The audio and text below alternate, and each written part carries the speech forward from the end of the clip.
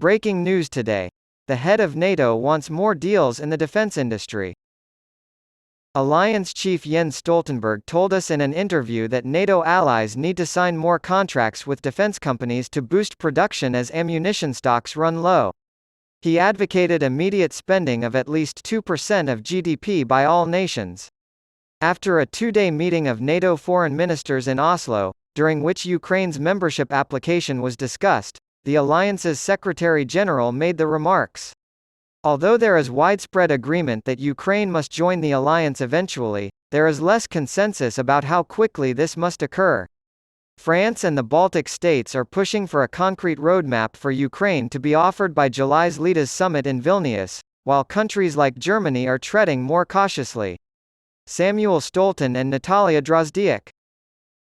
What's going on? Market rebounds after sanctions. The member states of the European Union are inching closer to an agreement on an 11th sanctions package against Russia for its invasion of Ukraine, with a previous plan to ban ships transporting prohibited goods from entering the bloc's ports likely to be dropped in part. Sorry, not yet. Emmanuel Macron, the president of France, has expressed his strongest support to date for Ukraine's bid to join NATO, though he has qualified this support by saying that full membership isn't possible at this time.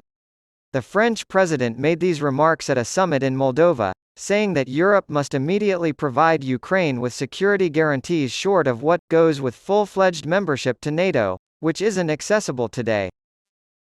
Le Pen-Macron. It was predicted by Marine Le Pen's advisors that the backlash against President Macron's pension reform would provide the 54-year-old with an opportunity to establish herself as a credible alternative to Macron's technocratic elitism in France. However, she has not been successful at making the most of the chance. This is the reason why. Anger in China. Chinese efforts to compel cosmetics companies like L'Oréal and LVMH to disclose trade secrets in exchange for doing business in China have been criticized by EU officials. According to those in the know, the proposed Chinese regulations could force European businesses to reveal trade secrets under the guise of product safety. After formally notifying Brussels of its planned $1.65 billion acquisition of robot vacuum firm iRobot, Amazon will be subject to an EU merger review. EU regulators have provisionally set July 6 as the deadline for making a call. Strikes in France. Yesterday, a poll showed that fewer French people support strikes and demonstrations in response to President Macron's already enacted pension reform. The survey was taken in anticipation of fresh protests and strikes on June 6. Encircling Europe. Mexicans in Madrid. In recent years, Madrid has become the new Miami. According to official statistics, Mexicans have invested over €700 million in real estate and construction in Spain since the year 2020. They are following the trend of other well-to-do Latin Americans by purchasing second and even third homes in the metropolis, where they can safely park their wealth.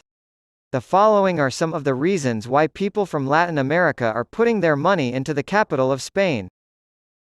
SpaceX, owned by billionaire Elon Musk, is providing the United States Department of Defense with Starlink satellite communications terminals and services, the Defense Department announced yesterday.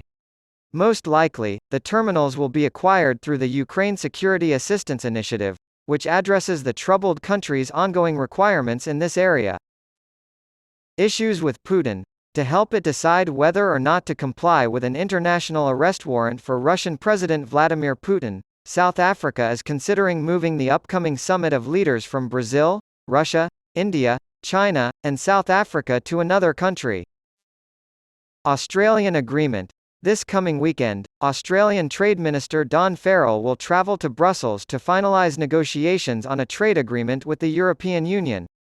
Both parties have indicated that a deal may be reached by the end of the European summer. Explore further what Australia has to offer here.